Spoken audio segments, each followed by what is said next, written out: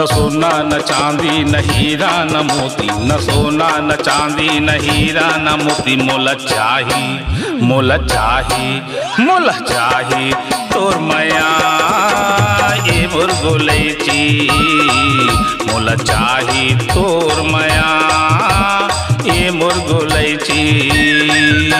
न हीरा न मोती न चांदी न सोना, न हीरा न मोती न चांदी न सोना। मोल चाही मोल चाही मोल चाही तोरी माया मन के मिलौना। मोल चाही तोरी माया मन के मिलौना।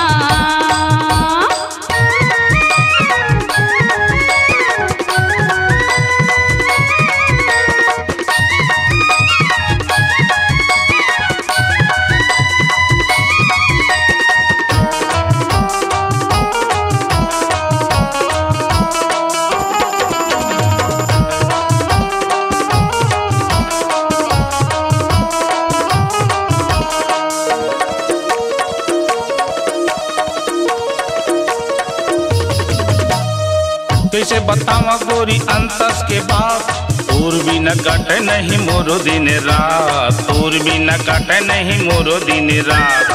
कैसे बतावा गोरी अंतस के बात, तोर भी न कटे नहीं मोरो दिन रात। तोर भी न कटे नहीं मोरो दिन रात। न रुपया न पैसा न बंगला न गाड़ी, न रुपया न पैसा न बंगला न गाड़ी। मोल चाही मोल चाही मोल चाही तोर मैया ये मोर गोलैची। मोल चाही तोर मैया ये मोर गोलैची।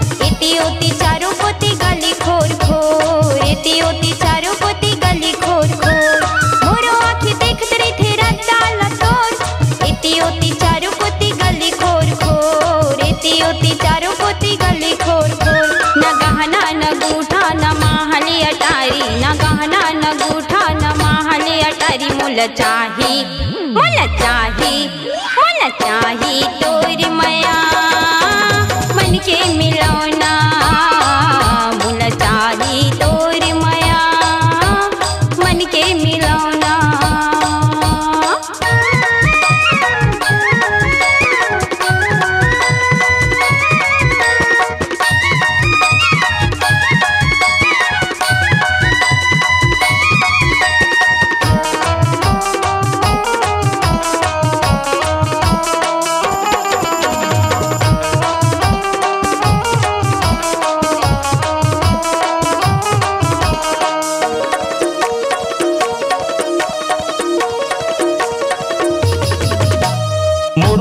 मोहनी चिड़ैया गोरी वो, तोर भी नजरत रहते तन मन होरी वो।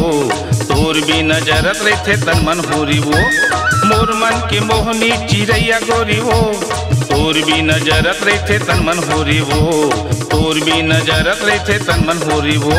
मैं सिर तुन कहत हावी नोहे लबारी, मैं सिर तुन कहत हावी नोहे लबारी। मोल चाही मोल चाही मोल चाही तोर मैया ये मोर गोलैची।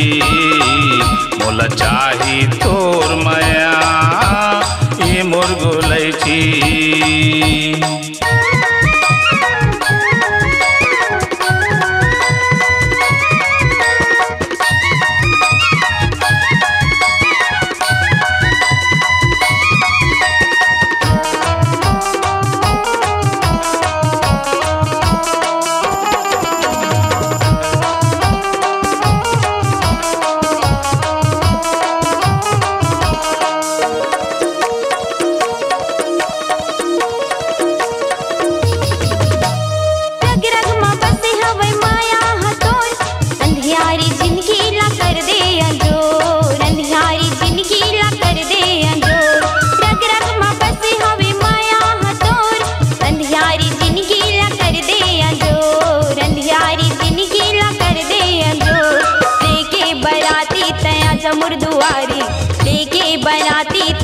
मोर दुआरी मोला चाही मोला चाही मोला चाही तोरी माया मन के मिलौना मोला चाही तोरी माया मन के मिलौना।